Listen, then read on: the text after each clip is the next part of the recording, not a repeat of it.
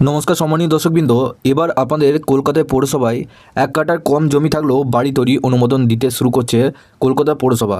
এই নতুন নিয়ম আপনাদের কাল থেকে জারি হয়েছে। এই নিয়মে একটা শর্ত রয়েছে। এই শর্ততে কী বলা হয়েছে তো চলুন এই ভিডিওটির মাধ্যমে আপনাদের সমস্ত কিছু ডিটেলসে জানাবো।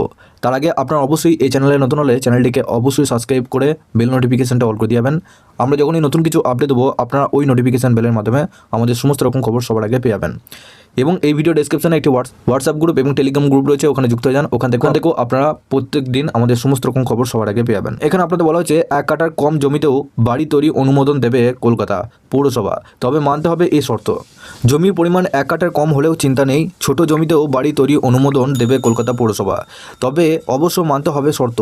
শুক্রবার কলকাতা মেয়র ফিরহাদ হাকিম জানান, ফিটের ওপর নির্ভর করবে কত তলা বাড়ি হবে। পৌর এলাকায় ছোট জমির ক্ষেত্রে বাড়ি তৈরি অনুমোদন দেওয়ার ভাবনা চিন্তা চলছিল দিন কয়েক ধরেই।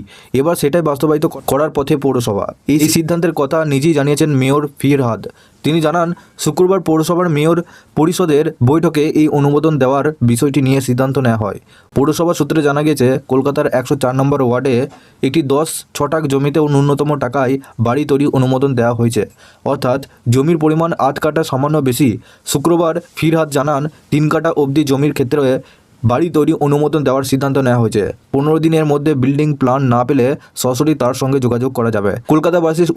কলকাতাবাসীর উদ্দেশ্যে মেয়র আবেদন, আইনতভাবে সমস্ত কিছু করুন। শহরের সৌন্দর্যায়নের দিকেও নজর রাখার কথা বলছেন ফিরহাদ। তার কথায়, যত্রতত্র পানের পিক ফেলা যাবে না গো। শহরকে পরিষ্কার রাখার বিষয়ে সাধারণ মানুষকে এগিয়ে আসতে হবে। কলকাতার বিভিন্ন প্রান্তে পানের পিক না ফেলার আবেদন জানিয়েছে বাংলার বোর্ড দেওয়া হয়েছে, তবে ভবিষ্যতে হিন্দি এবং ইংরাজিতেও বোর্ড দেওয়া হবে বলে জানান মেয়র। অন্যদিকে প্রমোটিং নিয়ে অভিযোগের ভিত্তিতে তদন্তের কথা শোনা গিয়েছে ফিরহাদের গলায়।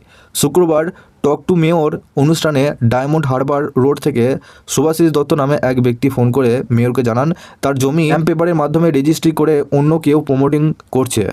300 স্কোয়ার ফুট জমি অ্যাসেসমেন্ট করেননি তিনি। যা শুনে মেয়র বলেন, এই অভিযোগ যদি সত্যি হয় তাহলে তদন্ত কমিটি সংশ্লিষ্ট কর্মীর পেনশন আটকে দেবে। পৌর কমিশনার অধীনে এবং ভিজিল্যান্স বিভাগের পরিচালনায় এই তদন্ত হবে। তার মন্তব্য, এই ধরনের লোক যদি কলকাতার পৌরসভায় থাকেন তবে কখনই তো দুর্নীতি বন্ধ হবে না। তো কলকাতার পৌরসভায় আপনাদের যে অল্প জমির পরিমাণে ঘর তৈরির যে নিয়ম, সেই নিয়ম আপনাদের পরিবর্তন হচ্ছে, যেটা আপনারা জানতে পারলেন।